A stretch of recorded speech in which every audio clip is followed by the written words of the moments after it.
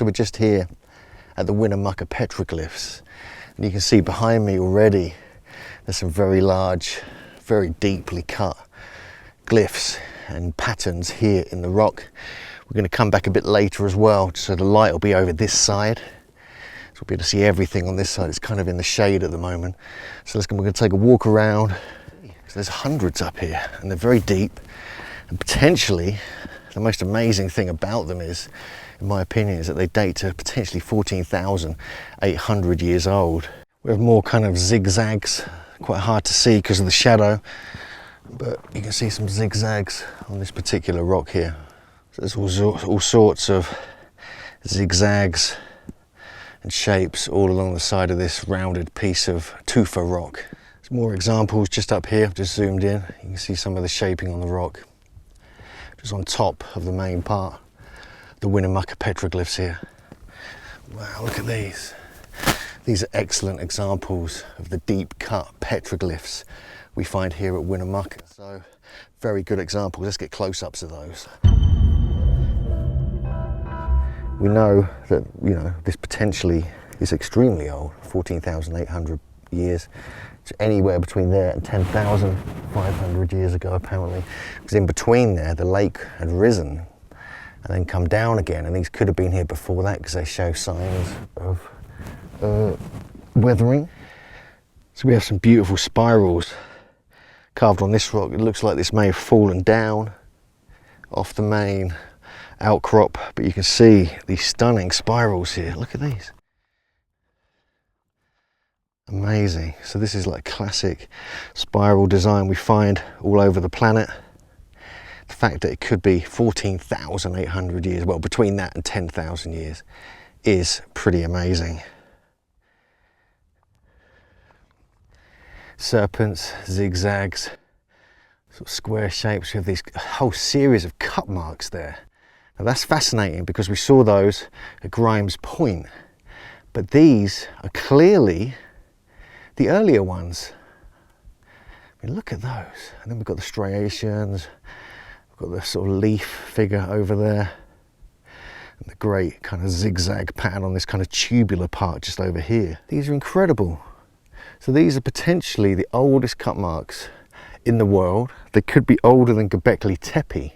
This is an eventful moment just to realize this. You've got these very deep cut striations here. More, so big you have to step back. More all up here, kind of like ladder shapes. We have the great star over here. And the leaf here, these are kind of famous ones. So all of these outcrops have just so much going on. I mean, look at this one. It's got all these indentations here. It's got stuff all over it. It's got spirals just here, just like we saw in the rock that had kind of fallen down. We've got striations all down the side. We just look at these carvings. They're just incredible. Cut marks, striations. We have different designs, zigzags, leaf design, a star design. So much going on here at Winnemucca at the petroglyphs next to Pyramid Lake.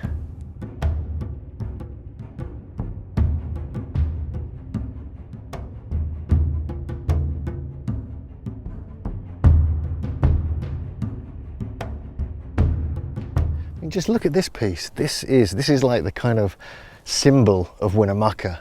It's a huge boulder. It's got diamond patterns over it. It's got a leaf carving down the side, and behind it is the big star petroglyph. So this is just mind-blowing. I mean, these clearly look like they were carved by giants, not by normal sized people. So we even have these as well. I've seen a couple of three of these, like little caves. Little areas where it looks like they're sleeping or burial may have even taken place. We have what looks like a very clear serpent motif here as well, with a head on the end. Some very deep cuts on this one, extremely deep. Look at this. We'll be able to see this better when we come back later, but I wanted to get it with the sun on it as it is now, just to get a sense of it. So we can see many serpents and zigzags, concentric circles and spirals. I really do believe this was the language of the giants 10 to 15,000 years ago. We're going to come back here later this afternoon when we get a different light.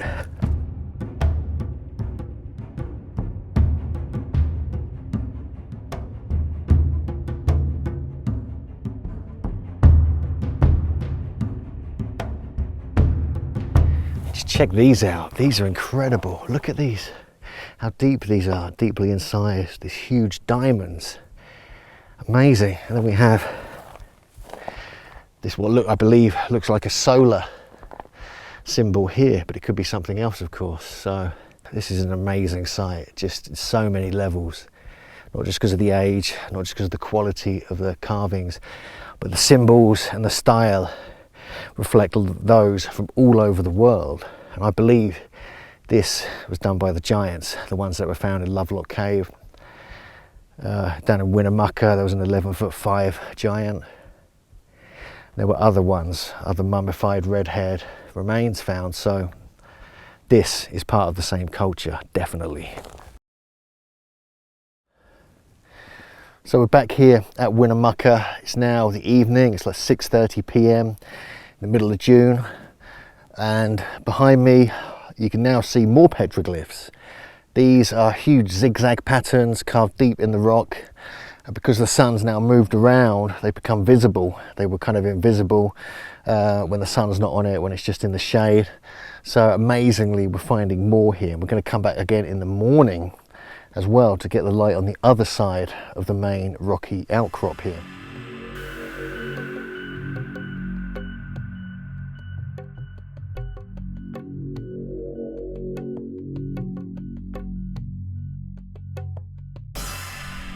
So we're here now in the morning at Winnemucca, and we can see that the light is now hitting the eastern side of the whole plateau here. And you can see some carvings that we could not see yesterday. So let's get in there and have a closer look.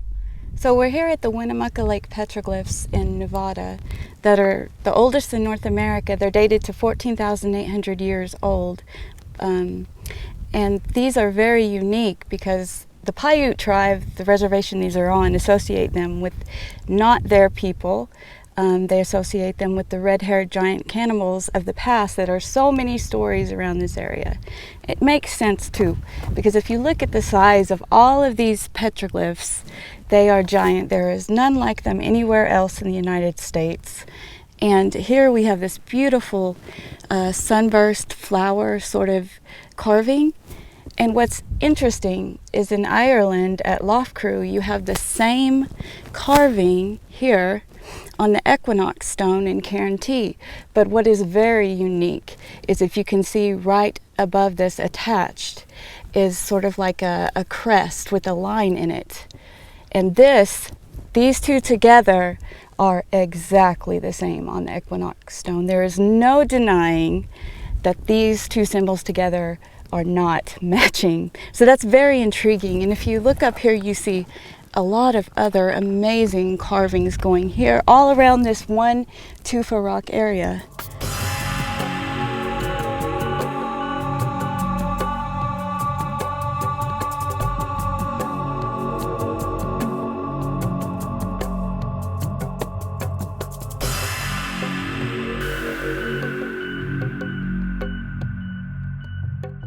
So again, we're here at Winnemucca, still with the giant petroglyphs, and this is a very beautiful carving. It's almost like a big M with several lines in it, ending in circles, and sort of like the imagery we see sometimes showing an orchid or the Twin Peak Mountains where the sun rises and sets.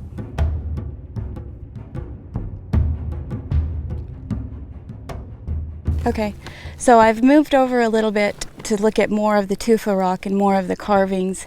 And here we see a sort of square with lines in it. And this is also in Loughcrew in Ireland, in Cairntee, associated with the giants as well as here. And beside this square with the lines up there is a rectangle with lines in it, making a sort of grid pattern. And when we see that portrayed in Egypt and other places in the Mesopotamian area and even South America, it's usually showing a military area or a grouping of people separated into clusters. That's supposed to represents, at least. But again, these are dated to almost 15,000 years, so really we have no way of knowing. Well, we're still here at Winnemucca, and we've moved over a little bit, and as you can see, the whole of this giant tufa rock is covered with giant carvings. We have here a cone with a rounded top, which is one of the images that are interestingly associated with the Olmec culture that have not been deciphered yet. And if you move and look up here, you just see two lines. It's amazing. I'm just overwhelmed with the beauty of this. And over here, you'll see again a sort of a flower star sun pattern, which is again in Ireland on that very important equinox stone.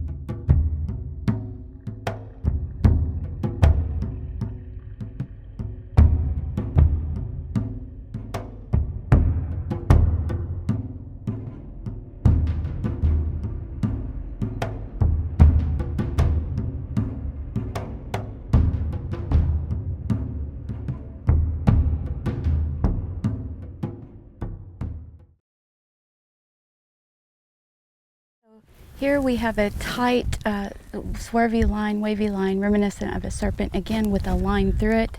And this is interesting because it probably relates to some period of time if the light hits it. But over here is what is like a fern or a tree symbol with the chevrons that keep going up and becoming smaller at the top. So is this saying it's harvest time for something to grow when the light hits it? We don't know.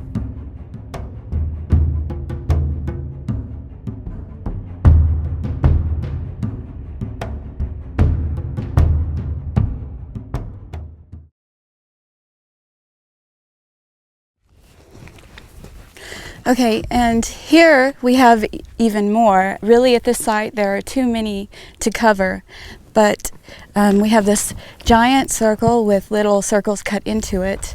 Some lines, some designs we don't know yet, though I'm sure it's meaning a language of some sort. And even over here on the side of this rock are some more small rhombus patterns and some, I'm just going to say squiggly lines, not sure what they represent. Okay, so we're up high here on the Winnemucca Rock, and here you can see this lovely pattern. It's reminiscent of the Osiris crown and feathers that are used in South America. So what that is exactly, we don't know. But over here you have another what I call mohawk with lines, which is also on the equinox stone in Ireland. And all of these carvings, they're so mysterious. And here's another grid pattern here. What that means, we still don't know, but it's intriguing. And here we have this very large vertical serpent shape, and it's extremely deep.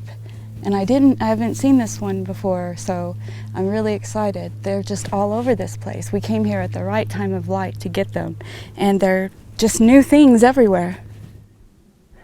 So we're just over the southern side of the site, and you can see with the sun in the morning, you get some more patterns emerging from the rock. One of the things I've noticed, JJ spotted as well, is the fact that as you come here at different times of day, from the morning to the afternoon to the evening, in fact I did it the other way around, different glyphs, different patterns, and almost like a different part of the language lights up. And to me, this suggests it could be an agricultural calendar, like I believe Gobekli Tepe might be, and other sites that have petroglyphs going all the way around them. There could be something in that. Same way that we have the pyramids have shadow play, even stone circles do, and even things emerge from Stonehenge at different times of year, different times of the day. So I believe that could be the case here at Winnemucca. I can't prove it yet, because a lot of the stones have fallen down, they've moved slightly. Obviously this is nearly 15,000 years ago, so things were a bit different. But I'm pretty sure as at different times of year, different glyphs would kind of emerge from the rock. It would be a signal to do something, whether it be ceremonial or whether it be agricultural or a mixture of both. It could be the same thing. We don't know. It could be more ceremonial even. And the fact that over in the distance, the kind of flat desert area which was once full of lake. We found, when I was flying to get some aerial shots, a complete system of circles, about maybe 60 to 100 circles, concentric, well, more of a spiral, sort of circles coming out in a spiral to very large circles on the outer edge, almost like a star, almost like a crop circle. And so these, I believe, could be areas either where the Winnemucca people lived or where the giants resided. It could be a great geoglyph that we find, like we find down along the Colorado River, but this is much more geometrical. There's multiple circles. One of the ideas is that there's some kind of area of raised earth around the perimeter of the circle, which would, where you trap fish, because it obviously had water in it at some point. But it could be ancient, it could be modern. The strange thing is, behind me, over in this direction, the first night I was here a few nights ago, I saw a light in the sky, and then a few minutes later I flew the drone and saw that. And so I thought, is it a crop circle, you know, kind of the way they're created? I don't think so. I think it could be ancient. It could even be as old as these, because there was only like a certain time around between the time these were created, 14,800 to 10,500 years ago, that the water levels were quite low. So I'm going to need to check this exactly when the water levels were that low, when they could actually create things within the bottom part of the lake.